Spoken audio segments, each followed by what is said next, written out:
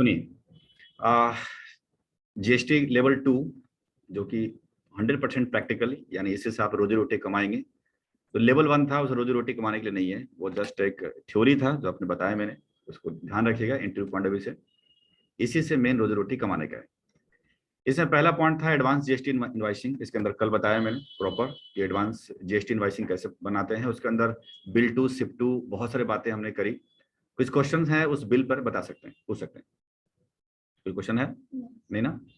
तो आज हम बात करते हैं मेन तौर पे कि अगला काम हमारा क्या है। तो सुनिए, एक सबसे पहले मैं आपको एक काम दिखा देता हूं कि हम लोग बेसिकली जब जीएसटी में काम करेंगे तो हम लोग करना क्या होगा। देखिए, जीएसटी रिटर्न प्रोसीजर हमें करना क्या है। कंपनी में बैठकर सबसे पहले सेल की एंट्री करनी है, परचेज की एंट्री करनी है, और जब सेल परचेज की एंट्री हो जाता है डे टू डे में, तो एट एंड ऑफ मंथ, महीने जब खत्म हो जाता है, तो उसमें हमें जीएसटी की कैलकुलेशन करना पड़ता है। यानी at end of month GST calculate, हमें जीएसटी बनाना पड़ेगा, कैलकुलेट करना पड़ेगा और उसकी एंट्री पास करनी पड़ेगी। अभी एक जॉब आ रखी है हमारे, अब उस कैंडिडेट में ढूंढ रहा हूँ। मैंने आज बुलाया भी था उसको कि करके दिखा, मतलब हमने बोला कि सेल की एंट्री कर दो भैया, एक महीने का कोई भी, अप्रैल में कुछ भी, और परचेज की एंट्री कर दो, इसके बाद एडजस्टमेंट एंट्री कर दो। इतना करके हमने बोला कि जेसन और जो फाइल निकाल लो जीएसटी R1 का। हो ही नहीं पाया उसके दोपहर में। तो वही कहानी है, कहा कि शुक्रवार करूंगा, तब तक जॉब रहेगी नहीं रहेगी कहना मुश्किल है। खैर छोड़िए, ये हमें काम करना है। तो पहले हम शुरुआत करते हैं सेल एंट्री करने के लिए। तो सेल एंट्री करने के लिए एक मैं एग्जांपल आपको दे रहा हूँ सेल की एंट्री करने के लिए। यानी हमारा मेन जो है टॉपिक कमांड देख रहे हैं आप, ये हम इसी के ऊपर फोकस करेंगे, बार बार बार बार बार बार यहाँ आकर रुक जाएंगे। ठीक, और उसके बाद जीएसटी रिपोर्ट निकालने का होता है। तो ये सब काम करने के बाद रिपोर्ट भी निकालेंगे। ये जब सीख जाएंगे ना, तो आप आराम से मान लीजिए कि 35, 40, 50 हजार आराम से सैलरी आराम उठा सकते हैं, क्योंकि वो काम इसमें पूरा का पूरा शामिल है। 50,000 तक आराम से बिंदास। तो चलिए शुरू करते हैं। टॉपिक कमांड में सबसे पहले सेल एंट्री करेंगे। सेल एंट्री करने के लिए कुछ हमने एग्जांपल आपको दिए हैं। सेल एंट्री करने के लिए यहाँ देखिए जीएसटी रिटर्न लिखा हुआ है। जीएसटी रिटर्न के जो देख रहे हैं, इसके पास में जीएसटी R1 है। क्योंकि जो भी सेल एंट्री करते हैं, जैसे लेवल 1 में बता चुका हूँ कि जैसे सेल एंट्री करेंगे वो जीएसटी R1 बनता रहेगा।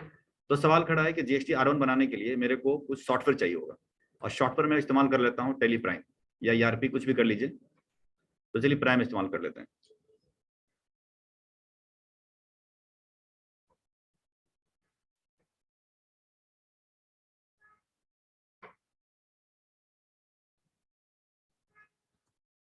आई, जैसे मैं एंटर कर लेता हूँ और यहाँ पर कोई भी कंपनी क्रिएट कर लेते हैं।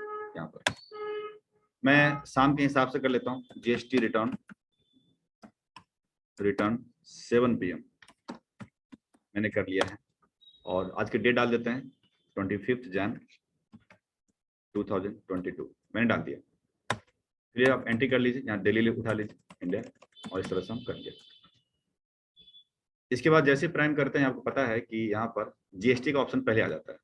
तो वहाँ जीएसटी का ऑप्शन ऑन कर लीजिए, यानी ऑन तो ऑलरेडी है, बस इसके अंदर जा करके जीएसटी नंबर डाल दें। जैसे मैं अपना डाल देता हूँ AYGPS 6698Q1Z3, और आप कंपनी में बैठे करेंगे तो कंपनी का डालेंगे। और प्रैक्टिस करने के लिए ऐसा नहीं कि मेरा जीएसटी नंबर रट्टा मारना है, क्योंकि ऑलरेडी जीएसटी नंबर कुछ मैंने इसमें भी दे रखे होंगे शायद। ऑल जीएसटी नंबर देखिए, तो आप यहाँ से भी उठा सकते हैं, कोई भी जीएसटी नंबर ले सकते हैं। चलिए, कंपनी बन चुकी है, जीएसटी हमने ऑन कर रखा है। अब हमें देखेंगे रिपोर्ट हमारा बनकर तैयार हो जाएगा। डीओजी में जाएंगे, यानी डिस्प्ले, वो बोले तो स्टैट्यूटरी रिपोर्ट्स यानी जीएसटी रिपोर्ट्स होता है, और डीओजी जीएसटी रिपोर्ट आ गया। इसके अंदर आने के बाद देखिएगा जीएसटी R1, 2, 3 भी बनकर तैयार है। मैं फिर से आता हूँ, डीओजी R1, 2, 3 भी। R1 है आपकी सेल की, 2 है परचेज की, और दोनों का मिक्स बनता है जीएसटी 3 भी। ये सबको पता है, लेवल 1 में बता दें। तो जीएसटी R1 तैयार कर रहे हैं। जीएसटी R1 के अंदर देख रहे हैं कि 1 से लेकर 9 पॉइंट्स आपको क्लियर करना है। इसमें सेल की एंट्री होंगी, लेकिन सेल डिफरेंट तरीके का सेल होता है। पहला है cell B2B invoices. B2B invoices का मतलब है कि बिजनेस टू बिजनेस इनवाइसेस, यानी जब हम इसको किसी बिजनेसमैन को बेचते हैं जिसके पास जीएसटी नंबर होता है, बेसिकली उसी को B2B कहा जाता है। अगर कोई दुकानदार है और उसके पास जीएसटी नंबर नहीं है, तो B2B कैटेगरी में नहीं आएगा, वो आएगा B2C कैटेगरी में आएगा। तो B2B कैटेगरी का मतलब है कि ऐसे को बेच रहे हैं जिसके पास जीएसटी नंबर है, that is the B2B category, उसको बोलते हैं B2B इनवाइसेस। इसके पास में 4B 4C सीख दे रहे हैं, इसको टेंशन लेने का नहीं है। ये एक्चुअली है क्या है, अंक जो दिए हुए हैं, ये मैं बाद में पोल पट्टी खोलूंगा। पहले आप लैंग्वेज पर ध्यान रखिए। ये B2B इनवाइसेस मतलब क्लियर होगा कि ऐसे व्यक्ति को बेच रहे हैं जिसके पास जीएसटी नंबर है। तो एक एग्जांपल के तौर पे कुछ भी ले सकते हैं। तो मैं इस पेज पर जीएसटी R1 के सबसे नीचे आइएगा, तो मैं यहाँ से जीएसटी R1 की एक प्रैक्टिस के लिए एग्जांपल दे रखा B2B सेल के लिए। यहाँ पर इस एंट्री को करेंगे, जैसे बैटरी हम बेच रहे हैं, एलईडी टीवी बेच रहे हैं, उस एंट्री करेंगे और किसी मंथ को मान लीजिए, बट ठीक है मंथ हमने जुलाई 21 माना है, 1 जुलाई को हम एंट्री करेंगे। एंट्री पास करने के लिए पता है वाउचर्स में जाते हैं, वाउचर में जाने के बाद आप यहाँ पर डेट डालिएगा 1 जुलाई यहाँ पर, और सेल की एंट्री कर दीजिए। ये सेल की एंट्री तैयार है। हम यहाँ पर पार्टी का नाम लेने का ऑल्ट सी करें, ऑल्ट सी करने के बाद यहाँ पर पार्टी का नाम है ए लिमिटेड, जिसे हम बाई कर रहे हैं। मैं डालूंगा ए लिमिटेड, जिसको हम बेच रहे हैं, सॉरी। तो सन्ड्री डेटर हो गया आपका, जिसको हम बेच रहे हैं, सिंपल है। और ये शायद दिल्ली में है, कहाँ का, दिल्ली का है, तो प्रॉपर दिल्ली का एड्रेस डालकर कम से कम दिल्ली स्टेट तो कम से कम ले लीजिए। और रेगुलर बोले तो जीएसटी नंबर जिनके पास होता है दैट इज रेगुलर, और जीएसटी नंबर नहीं होता दैट इज अनरजिस्टर्ड। तो रेगुलर पे हम लेंगे और यहाँ डालेंगे जीएसटी नंबर। जीएसटी नंबर डालना अनिवार्य है, नहीं तो हमारा डेटा गलत बता देगा, मिसमैच रिपोर्ट आ जाता है। एक बार ऐसा करते हैं कि थोड़ा सा गलत जीएसटी नंबर डाल के देखते हैं क्या होता है। तो देखिएगा जीएसटी नंबर मैं यहाँ से ले लेता हूँ, और सॉरी जीएसटी नंबर यहाँ से ले लेते हैं, और किसी भी 07 का जीएसटी नंबर यहाँ से हम कॉपी कर लेते हैं, और ऑल्ट कंट्रोल V हमने कर दिया। और मान के चलिए, देखिए ऑल्ट कंट्रोल V हम पेस्ट तो कर रहे हैं, कॉपी कर रहे हैं, बट यहाँ देख रहे हैं कि स्पेस आ रहा है। स्पेस को एक रिमूव करना पड़ेगा, बैक स्पेस दबा दीजिए, रिमूव हो गया। यहाँ पर देख सकते हैं लास्ट में J है, हम इसको J हटा करके, सपोज हमने गलती से I डाल दिया, तो देखते हैं क्या होता है। पहले बात तो यही दिखाएगा वार्निंग कि आप गलत है, कोई बात नहीं, फिर भी हम निकल गए लेकर के। जैसे निकल गए एक विंडो आएगा इस तरह से। ये जो विंडो देख रहे हैं एक्स्ट्रा विंडो, आप इसे हटा दीजिए, F12 प्रेस करिएगा। यहाँ पर सेपरेट बार कंसाइनी जो कल यूज किया था उसी के हिसाब से ये आ रहा है। ये भी आप विंडो हटाना चाहते हैं तो हटा सकते हैं, आप बाहर निकल जाइए, बाहर निकल करके F12 प्रेस करिएगा और बायर के डिटेल्स को नो कर दीजिए। अब देख सकते हैं बायर डिटेल्स खत्म हो गया। यहाँ पर आइएगा, यहाँ आने के बाद आइटम बनाना है। आइटम के अंदर आपको यहाँ ये जीएसटी R1 के ऊपर बैटरी और एलईडी टीवी है, तो बैटरी हमने डाल दिया। यहाँ पर एंटर करेंगे, यहाँ एंटर करेंगे, पीसेस डाल दीजिए, यहाँ पर पीसेस ले लीजिए और लेकर निकल के। इसके बाद आप यहाँ आएंगे, यहाँ आने के बाद इसके अंदर जाना होगा, सबको पता है। यह HSN कोड डाल देते हैं 1 2 3 4 5 6 6 नंबर डाल रहा हूँ, यूज कर रहा हूँ। ऑन वैल्यूज टैक्सेबल, इस सब पर वाकिफ है, ऑलरेडी पहले भी जान चुके। 28% का जीएसटी है, हमने डाल दिया, यहाँ गुड्स किया, निकल गए। इसके बाद क्वांटिटी डाला, क्वांटिटी में 50 पीसेस 3000 का है, यानी 50 पीसेस 3000 रुपये का हमने डाल दिया, एंटर कर लिया। यहाँ पर हमें डालना है लोकल है, तो लोकल सेल्स डाल दीजिए @28%, जैसा मैंने पहले भी डाला। सेल्स में ले लीजिए, और आप पता है कि इसके अंदर जाना नहीं होता, ऑलरेडी कितनी बार बिल बना चुके हैं। लोकल सेल दिखा रहा है, एंटर कर लेंगे। फिर दूसरी हमें बनाना है जो कि एलईडी टीवी है, तो ऑल्ट सी करके एलईडी टीवी बना रहे हैं, ये भी पीसेस में है। इसके अंदर चले जाइए, यहाँ पर जीएसटी नंबर डाल दीजिए, 1 2 3 4 5 6 डाल दिया, ऑन वैल्यूज टैक्सेबल एंड डाल दीजिए 18%। हमें डाल करके निकल गए, कुछ लेके निकल गए। यहाँ आइएगा, यहाँ पर 10 पीसेस 15,000 के रेट से, यहाँ 15,000 डाल दीजिए। आने के बाद 1.5 लाख का माल आ गया। यहाँ पर लोकल सेल्स बनाइए, लोकल सेल्स @18% हमने बना दिया। अंदर 10 सेल्स बनाया, यहाँ पर गुड्स लिया, निकल गए। इसके बाद देखिएगा ये दोनों बिल चढ़ गया, मतलब दोनों आइटम चढ़ गए। इसके नीचे आकर के आपको लगाइए CGST आउटपुट बनाए, यानी सेल करने पर @ लगाइए। पहला माल 28 का है तो 14% हम बना रहे हैं ड्यूटी एंड टैक्सेस के अंदर। अब चाहो तो जीएसटी 28% 14% नहीं भी दे सकते हैं, बट दीजिए, ज्यादा अच्छा होगा क्लैरिटी आने के लिए, पहले ही बता चुके हैं। CGST यहाँ 14% डाल दीजिए, तो ये 14% का CGST आउटपुट बन गया। 14 इसलिए बना रहे हैं क्योंकि बैटरी 28 का है, तो उसके हिसाब से बना रहा हूँ। और C कंट्रोल R दबाएंगे, यहाँ पर C के बदले S कर दीजिए, बस इतने ही चेंजिंग करेंगे। यहाँ GST करेंगे, स्टेट टैक्स करेंगे, 14 डाल देंगे आराम से और लेके निकल जाइए, लीजिए। बस उसके बाद आप ऑल्ट सी करना, कंट्रोल R करना। कंट्रोल R में जो S है उसके जगह C करें, और सॉरी, और 14 की जगह फिर आपका 18% था ना, तो 9% करेंगे आप। और duty taxes GST central taxes 9% और डाल करके निकल जाइए।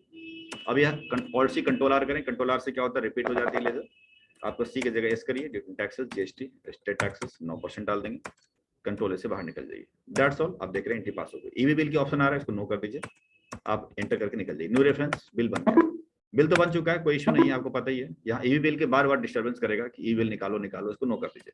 एक काम करते हैं, ईवी बिल के ऑप्शन ही खत्म कर देते हैं। ईवी बिल का ऑप्शन खत्म करने के लिए फिलहाल के लिए जब जीएसटी पे जाएंगे, यहाँ ईवी बिल का ऑप्शन आता है, यहाँ पर उसको नो कर दीजिए फिलहाल, हम बाद में इसको ऑन कर देंगे जब हमें जरूरत पड़ेगी तो, ताकि अभी डिस्टर्बेंस ना हो। अब बिल बन चुका है, इसको डीओजी रिपोर्ट में जब चेक करेंगे और देख लेते हैं डेट कौन सा डाला था, डेट का हमें ख्याल नहीं है, 1 जुलाई का है, बिल्कुल सही है। तो जुलाई का डेटा तैयार कर रहे हैं। डीओजी में जाएंगे, जाने के बाद जीएसटी R1 जाएंगे, F2 दबाइएगा, 1 जुलाई यानी जुलाई लिखिएगा, जुलाई लिखने से 1 जुलाई हो जाता है और नीचे जुलाई लिखने से 31 जुलाई हो जाता है। अब देख सकते हैं जुलाई में कोई डेटा नहीं पहुंचा, वजह क्या है कि यहाँ पर देखिएगा करेक्शन नीडेड आ चुका है। क्यों ऐसा हुआ? क्योंकि जीएसटी नंबर मैंने गलत डाल दिया। अब क्या करें भाई? तो जीएसटी नंबर आपको सही डाल दीजिए। यहाँ पर आई की जगह जे था, अब जे कर दीजिए। देखिए करेक्शन हो गया, यहाँ पर सीधा देखिए जंप होकर नीचे आ गया। इसका मतलब है कि अगर हल्का फुल्का मिस्टेक करते हैं तो आपको बता देगा कि दिक्कत कहाँ पर है। तो जीएसटी नंबर में गड़बड़ था, दिखा दिया, ऊपर चला गया, मैं ठीक कर नीचे आ गया। बट जीएसटी नंबर आपको वहां तो हटा ही दिया, जड़ से भी थोड़ा ठीक कर दें ताकि अगले एंट्री में कोई दिक्कत ना आए।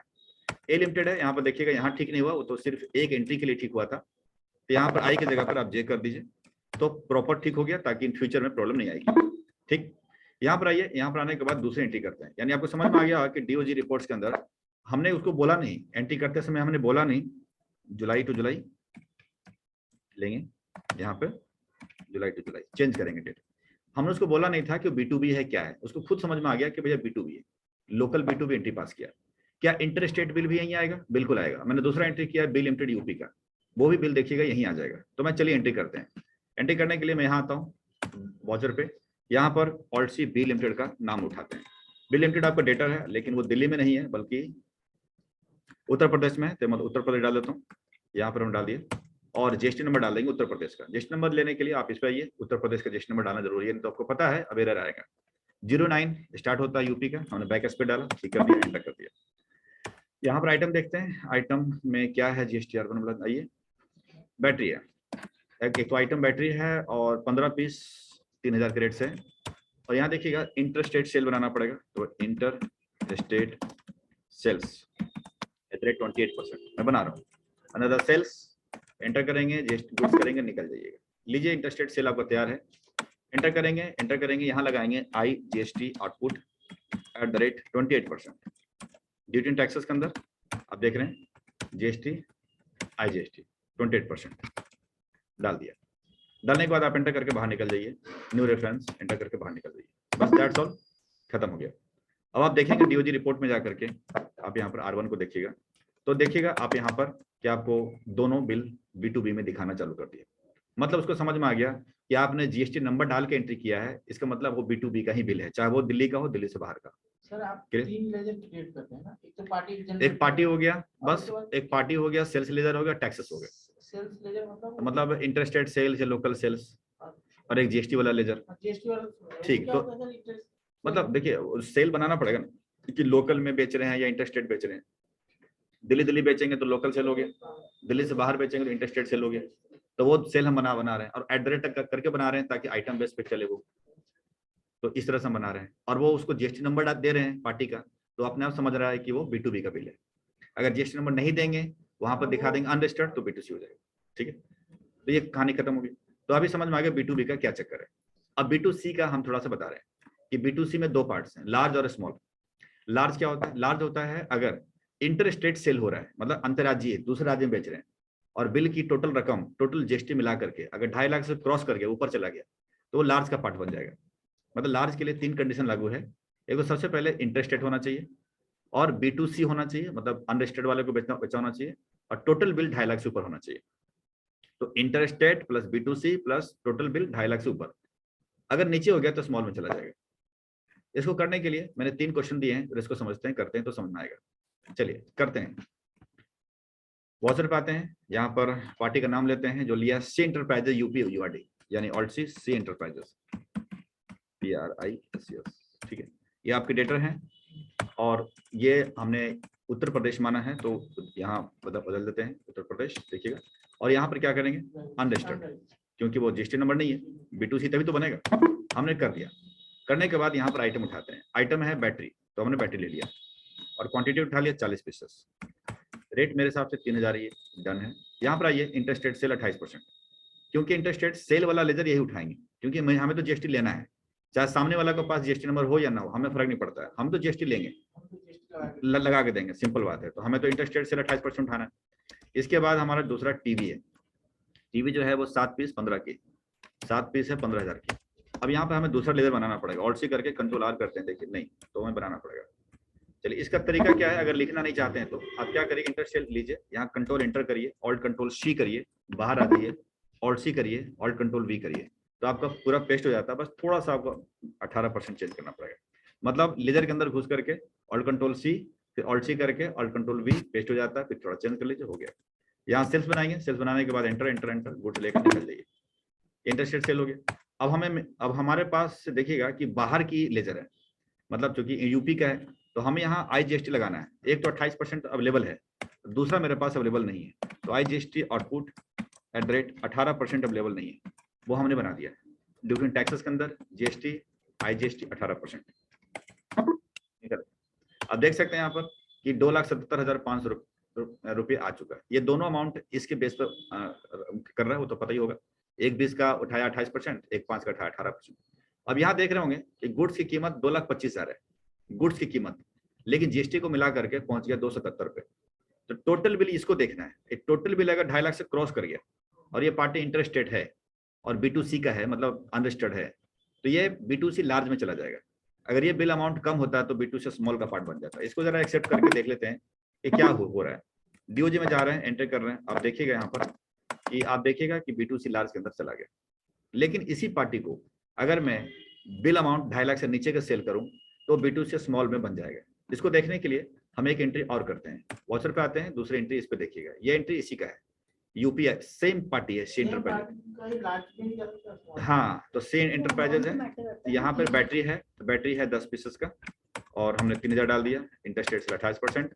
फिर LED टीवी है, यहाँ पर टीवी क्या है 5 पीसेस डाल दिया 18%। इसके बाद आइए IGST डालते हैं 28%, IGST डालते हैं 18% डाल दिया मैंने। टोटल बिल अमाउंट देखते हैं 126,900 आ गया, यानी यहाँ पर 1,05,000 प्लस टैक्स मिलाकर 126,900 आ गया। ये बिल अमाउंट आपकी 2.5 लाख से नीचे हो गई। 2.5 लाख से नीचे होने की वजह से ये कहाँ पहुंच जाएगा, आपका B2C स्मॉल में चला जाएगा। देखते हैं जरा क्या होने वाला है। DOJ में जाएंगे, जाने के बाद GST R1 है, यहाँ देखिएगा कि यहाँ पर B2C स्मॉल में चला गया। तो सेम पार्टी देखा, बट टोटल बिल अमाउंट कम और ज्यादा होने की वजह से वो फिगर नीचे ऊपर हो जाता है। ठीक, याद है, क्लियर है? तो चलिए, दो प्रकार के सेल आपने देखा, B2B B2C। लेकिन एक सवाल और खड़ा होता है, क्या लोकल अगर सेल करें तो क्या इसी तरह से होगा क्या कि 2.5 लाख से ऊपर होगा तो जाएगा लार्ज में? तो सवाल नहीं है, आंसर नहीं है।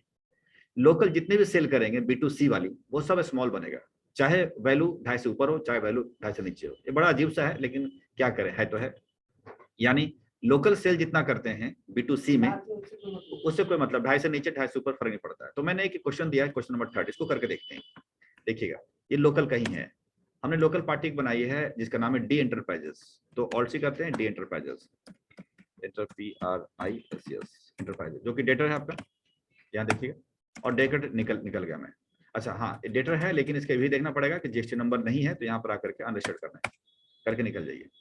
करने के बाद यहाँ आइए, आने के बाद LED टीवी लीजिए, और यहाँ आने के बाद यहाँ पर 50 पीसेस 15,000 के रेट पे डालना आपको। ठीक, इंटरस्टेट सेल यहाँ पर 18% है, एंटर कर लेते हैं। इसके बाद हम लगाएंगे IGST 18%, और सॉरी लोकल है ना, तो पार्टी तो लोकल आ गई ना, तो CGST टीवी है ना 9% और SGST 9%, कहाँ गए, यही है ना, ठीक है, ठीक है, 9% लग गया। लोकल पार्टी थी, इस वजह से देखिए GST यहाँ पर आ गया। अब टोटल बिल देख रहे होंगे कि बहुत हैवी अमाउंट आ गया, 2.5 लाख से बहुत ज्यादा आ गया। ये तो जाना चाहिए लार्ज में, लेकिन ऐसा होगा नहीं। हम एंटर करके निकलते हैं और DOJ रिपोर्ट में जाते हैं, बाहर आते हैं, DOJ रिपोर्ट्स देखिएगा R1, और यहाँ ये और यहाँ देख सकते हैं कि B2C स्मॉल में 2 बिल आपको दिख रहा होगा, एक दिल्ली का बिल दिख रहा है, आपको देख रहे होंगे, एक दिख रहा है यूपी का बिल दिख रहा है। ठीक, तो समझ में ये आ गया कि B2C लार्ज में सिर्फ और सिर्फ इंटरस्टेट बिल जाता है, जो भी 2.5 लाख से ऊपर की, और B2C स्मॉल में 2 प्रकार के बिल जाते हैं, इंटरस्टेट वाली जो 2.5 लाख से नीचे, और लोकल वाली सभी जाएंगे। तो इतनी बात समझ में आ गई। अब हम अगले तरफ बात करते हैं, नेक्स्ट सेल, जो हमारा एक्सपोर्ट का माना जाता है। ठीक, एक्सपोर्ट सेल्स मतलब यहाँ पर जो इंडिया से बाहर बेचने का। इसको जरा समझिए ढंग से कि जब हम इंडिया से बाहर, अच्छा किसी को पूछना है इन दोनों में, ऑनलाइन में पूछिए, B2B और B2C में, ऐसा कुछ सवाल है तो खड़ा कर सकते हैं, किसी को नहीं। तो शुरू करते हैं एक्सपोर्ट सेल्स के बारे में। अब मेरी वॉइस तो आ रही है ना क्लियर सबके पास? कोई एक जना बता दो, कोई भी एक जना बता दो। ठीक, ओके, ठीक। अब हम बात करते हैं एक्सपोर्ट सेल्स के बारे में। एक्सपोर्ट सेल्स क्या होता है? इंडिया से बाहर, यानी अगर इंडिया से बाहर सेल करेंगे तो उसे एक्सपोर्ट कहते हैं। जरा समझिएगा, एक्सपोर्ट सेल्स में सरकार ने कुछ रूल बनाए, पहले उस रूल को समझते हैं। सुनिए, सरकार ने एक्सपोर्ट सेल्स में रूल बनाया, और एक्सपोर्ट आता है कस्टम रूल के अंतर्गत, कस्टम एक्ट के थ्रू कंट्रोल होता है। ये जीएसटी में कंट्रोलिंग नहीं है, इसकी कस्टम रूल के हिसाब से कंट्रोल होता है। तो उसमें कहा गया है, पहले से भी कहा गया है, जब से बना है कस्टम और जब से एक्सपोर्ट होता है तब से बता रहे हैं कि कहती है कि इंडिया सरकार की कोई भी सेलर जब भी सामान बेचे इंडिया से बाहर, तो अपने ग्राहक से जीएसटी ना ले। भाई इंडिया में बेच रहे हो जीएसटी ले लो, जैसे दिल्ली में बेचा जीएसटी ले लिया, दिल्ली से बाहर बेचा जीएसटी ले लिया। बट दिल्ली से बाहर नहीं, इंडिया से बाहर अगर बेचेंगे तो आपको जीएसटी नहीं लेना है। तो as per custom rule, if seller sold goods in other country then seller can not charge GST on export invoice. Export invoice के ऊपर जीएसटी नहीं लगाना है। इसका मतलब साफ है कि means not collect GST from the buyer, buyer से जीएसटी नहीं लेना है। लेकिन सरकार ने ये तो चलो ठीक है बना दिया, लेकिन एक चीज बड़ा गड़बड़ बनाया। उसने बोला सरकार ने, but government demand security amount. But सरकार ने बोला कि जो जीएसटी आप लगाने वाले थे, मतलब जो जीएसटी अमाउंट के बराबर होता है, जैसे मान लीजिए 1 लाख का माल एक्सपोर्ट कर रहे हैं और 18% का जीएसटी है, तो 18,000 रुपये आपको लगाना नहीं है बिल के ऊपर, इनवाइस पे लगाना नहीं है, बट 18,000 रुपये आप सरकार को पे करिए एज अ सिक्योरिटी अमाउंट है। ऐसा क्यों भाई? तो सरकार डर गई। सरकार बोला क्या मालूम आप एक्सपोर्ट करोगे या हो सकता है कि आप आम पब्लिक को बेच दिया, दिल्ली के अंदर दिल्ली से बाहर, तो डर लगता है उनको। इस वजह से उन्होंने इस पैसे को, जो जीएसटी लगाने वाला अमाउंट था, इसको सरकार ने बोला कि हमें सिक्योरिटी के रूप में आप जमा करो। अरे बाबा, ये तो बड़ा मुश्किल कार्य कर दिया। कहा कि उसके बाद जब आप एक्सपोर्ट कर दोगे तब ये पैसे आपके वापस मिल जाएंगे। इसका मतलब ये लगा लीजिए कि but government demand security amount equal to I GST amount that if supply within India. अगर वो माल इंडिया में बेचे होते और जितना जीएसटी लगाए होते उतने ही जीएसटी सरकार को आप एज अ सिक्योरिटी अमाउंट जमा करिए, एंड आफ्टर एक्सपोर्ट, और एक्सपोर्ट करने के बाद ये पैसा रिफंड हो जाएगा। तो सवाल खड़ा है कि सभी जितने बिजनेसमैन को डर लगने लगा कि सरकार के पास पैसा जाना और वहां से लेना बड़ा मुश्किल काम है, क्योंकि बड़ा बाबू होते हैं, कहते हैं कि 2% 1% का खर्चा लगेगा। तो समझिए बाघ के मुंह में मांस डालना और वहां से निकाल लेना, ऐसा वाली बात है। सरकार ने भी लगा कि हाँ यार ये बात तो है, करप्शन ज्यादा बढ़ा हुआ। तो उन्होंने एक ऑप्शन दिया, उन्होंने ऑप्शन दिया सभी जितने सेलर हैं कि अगर आपको लगता है कि सिक्योरिटी अमाउंट आप दोगे और लेना बड़ा मुश्किल काम है, तो एक काम करो, सिक्योरिटी अमाउंट मत जमा करो, एक तरह का बॉन्ड भरो। एक अदर ऑप्शन दिया सिक्योरिटी के बदले बॉन्ड भरने के लिए, उसको नाम दिया एलयूटी, लेटर ऑफ अंडरटेकिंग।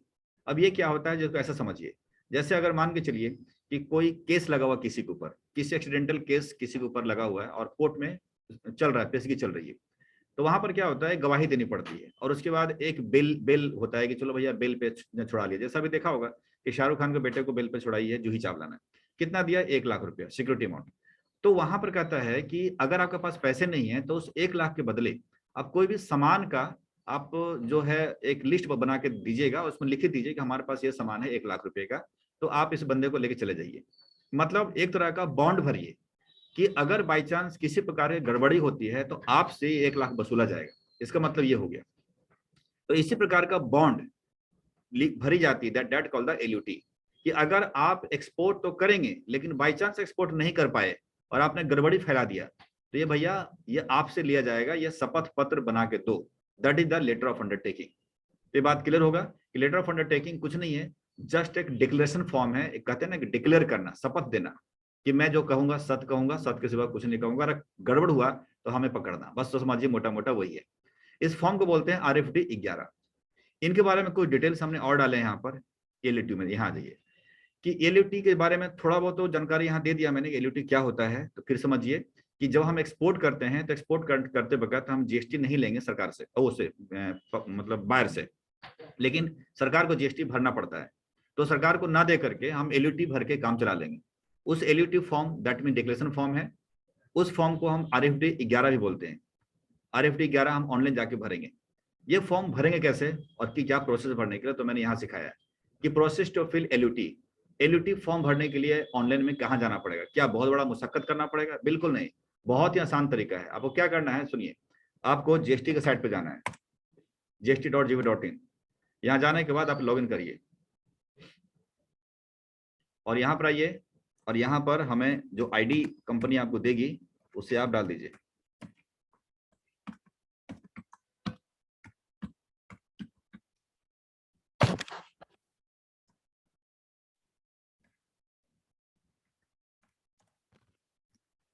ये देखो ओपन हो चुका है यहाँ पर, देखिए। अब आप एलयूटी कहाँ से भरेंगे? एलयूटी भरने के लिए वैसे तो कुछ स्टेप मैंने दे रखा है कि gst.gov.in पे जाएंगे, लॉगिन करिएगा, यूजर नेम पासवर्ड डाल दिया जैसे मैंने कहा। सर्विसेज में जाना पड़ेगा, देखिए सर्विसेज में जाएंगे, में जाने के बाद यूजर सर्विसेज आपको मिलेगा, ऑलरेडी वहां लिखा हुआ है, आप यहाँ समझिए सर्विसेज देन यूजर सर्विसेज, और यहाँ पर आपको एलयूटी आएगा। देखिए फर्निश लेटर ऑफ अंडरटेकिंग बनाने के बाद देखने के लिए यहाँ देख सकते हैं कि जो आपने सबमिट किया एलयूटी उसको देखने के लिए। बट ठीक है, एलयूटी अभी बनाना है तो आप यहाँ जाएंगे, एलयूटी पे क्लिक करेंगे यहाँ पर, तो आपका एक विंडो आएगा। ये विंडो RFD 11 कहता है, GST RFD 11, लैंग्वेज लिखा हुआ furnish the LUT for export of goods और सर्विसेज। इंडिया से बाहर या तो गुड्स बेचिए या सर्विसेज दीजिए, आपको एलयूटी भरना जरूरी है। यहाँ आइएगा एलयूटी भरने के लिए, यहाँ पर पूछता है साल 2021-22, 22-23। अब यहाँ पर आएंगे तो यहाँ पर आपको ध्यान रखिए, जैसे आज हो रहा तारीख 25 जनवरी, आपको कल एक्सपोर्ट करना है, 26 जनवरी को एक्सपोर्ट करना है मान लीजिए, तो आपको 26 जनवरी 2022 को करना है, तो आपको 21-22 सेलेक्ट करनी पड़ेगी, क्योंकि ये जो एलयूटी भरते हैं वो हम हर ट्रांजेक्शन वाइज नहीं भरते हैं, बल्कि हम साल में वन टाइम भर लेते हैं, और हमारा पूरे साल चलता है। ये पूरे साल में जितनी बार भी एक्सपोर्ट करेंगे चलेगा, हमें कुछ दोबारा नहीं भरना होगा। किसी भी देश में अगर एक्सपोर्ट करेंगे तो चलेगा, और किसी भी पार्टी को बेचेंगे तो चलेगा। तो मतलब एलयूटी खाना पूर्ति है, मान के चलिए मोटा मोटा, जो एक्सपोर्ट करने से पहले ये खाना पूर्ति करनी पड़ती है। ये हर बार एक्सपोर्ट करना नहीं, मैंने वो वही कहा कि हर बार एक्सपोर्ट करने पर नहीं, केवल one time. Sir GST office में एक बार ही जमा कर देंगे, बस वन टाइम, साल में एक बार। लेकिन मान लीजिए अप्रैल महीने में आप 1 अप्रैल को अगर एक्सपोर्ट करोगे तो आपको 22-23 की फिर नया भरना पड़ेगा, समझ रहे ना? तो 21-22, 22-23 2 ही साल आएगा। तो मान के चलिए कि मार्च 31 मार्च या 30 मार्च का टाइमिंग है, आ चुका है मान लें, तो उसको एडवांस में ही 22-23 भर लो, इसीलिए 2 साल का यहाँ एडवांस में दिखता है, देख रहे हो। तो यहाँ आपने 21-22 लिया, मतलब हमें कल सबमिट करना है, कल हमें एक्सपोर्ट करना है, तो बता रहा हूँ। इसके बाद यहाँ आएगा डॉक्यूमेंट अपलोड। डॉक्यूमेंट अपलोड में पुराना एलयूटी यहाँ पर डालने का बोलता है कि आप स्कैन करके इसको डाल देना। पुराना बोले तो जैसे मान लीजिए 21-22 का बन गया और 22-23 में बना रहा हूँ, तो सिंपल वाइस है कि 21-22 की पुराना एलयूटी हो गया, उसको आप स्कैन करके PDF में कन्वर्ट करके ब्राउज कर सकते हैं। और नया पहली बार बना रहे हैं तो इसकी कोई जरूरत नहीं है, मैं पहली बार बना रहा हूँ, निकल गए। निकलने के बाद कुछ कुछ बातें लिखी गई, आज तक हमने नहीं पढ़ा, पढ़ लीजिएगा। यहाँ ये यहाँ आने के बाद यहाँ पर आप क्रॉस करने का नहीं करेंगे तो कोई फायदा नहीं है, करना ही पड़ेगा, खाद में बेइज्जती होगी। यहाँ पर क्लिक कर दीजिए, क्योंकि सबमिट होगा ना फिर इसमें, ठीक है। यहाँ आने के बाद आप जाइए, 2 विटनेस पूछता है, name of witness, name of witness. जैसे आप रेंट एग्रीमेंट बनवाए होंगे कभी, तो 2 विटनेस किसी का भी डाल दिया, वही कहानी यहाँ भी है। कुछ विटनेस का नाम और ऑक्यूपेशन, एड्रेस वगैरह पूछ रहा है। ऐसा नहीं है कि आधार कार्ड यहाँ पर मतलब डिस्पैच करना या सबमिट करना है, लेकिन मैं आपको रिकमेंड करूंगा, अभी थोड़ा सा कड़ाई चल रही है, आप उसी बंदे का डालिए जिसका जो जेन्युइन बंदा है, मतलब जिसके पास आधार कार्ड है, कुछ प्रूफ है, यहाँ कहीं रहता है, कम से कम उसी के डालिए। कल का तारीख में इसके कोई अगर विटनेस का प्रूफ मांगेगा तो फंस जाएंगे, क्योंकि ऑनलाइन है इस वजह से। तो 2 विटनेस वो दीजिए जिनको आप जानते हो और जो इच्छुक हैं इसमें नाम डलवाने के लिए। वो घर के भी सदस्य हो सकते हैं या कोई भी दोस्त हो सकता है, कोई बिजनेसमैन हो सकता है, कोई भी हो सकता है, बट मेजर होना चाहिए 18 साल से ऊपर।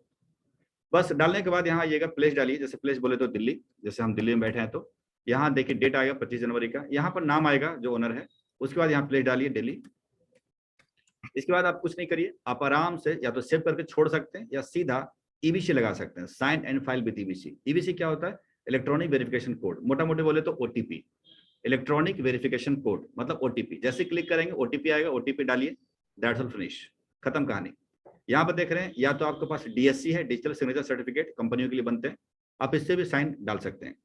तो बहुत ही छोटा खाना पूर्ति वाला बात कहें बच्चों की तरह, ये एलयूटी भरने के बोला। अगर नहीं जानते थे तो बहुत बड़ा बात, जान गए तो कुछ नहीं है, तो कहानी वही है। तो एलयूटी के बारे में जनरली आपके इंटरव्यू के अंदर पूछते हैं कि जानते हो इसके बारे में, तो आप जवाब शायद दे सकते हैं। कोई कंफ्यूजन भरने में, कोई कंफ्यूजन? बिल्कुल नहीं।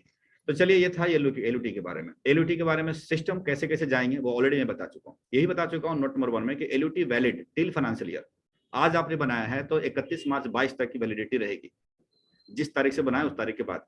और LUT valid for all the party, सभी पार्टी के लिए होता है और इनवाइसेस के लिए होता है। ऐसा नहीं है कि आप पाकिस्तान नहीं भेज पाएंगे, बिल्कुल भेजिए बिंदास से, कोई दिक्कत नहीं, ठीक है। बस एक बार एलयूटी निकाल के सर जीएसटी ऑफिस में सबमिट कर नहीं, सबमिट भी करने की जरूरत नहीं होती है, अगर वो नोटिस आई तो डाल सकते हैं, कोई क्वेरी, अदरवाइज नहीं डालिए, काम खत्म। आपने OTP डाल दिया ना, वही सबमिटिंग है एक तरह का, ठीक है। तो ये थी टॉपिक आपका एलयूटी का। अब हम चलते हैं इसको लेकर के GST R1 में, कि GST R1 के अंदर इसकी जरूरत पड़ेगी, सिंपल सी बात है, क्योंकि हम एक्सपोर्ट का बिल हम चढ़ा रहे हैं। तो ये जरा एक्सपोर्ट बिल चढ़ाते हैं। कंपनी हमने नाम दिया है our company, our company export करती है बैटरी 50 पीसेस। एंट्री पास करता हूँ, सबसे पहले समझिए कि हमने जब LUT बनाया तो LUT का नंबर आता है, जैसे हम सबमिट करेंगे पोर्टल पे जाकर के तो कुछ ना कुछ नंबर आएगा, तो LUT का जो नंबर है वो हमें इसके अंदर डालना पड़ता है।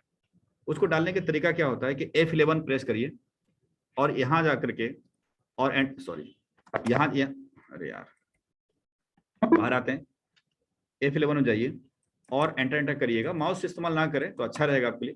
इसके बाद सबसे नीचे देखिएगा आपको एक ऑप्शन नजर आ रहा होगा, प्रोवाइड LUT, यहाँ देख रहे होंगे। इस LUT को आप ऑन करिए, प्रोवाइड LUT को। जैसे आप ऑन करेंगे एक आएगा LUT नंबर, यहाँ डाल दीजिए 1 2 3 4 5 न्यूमेरिक में होता है, आप डाल सकते हैं।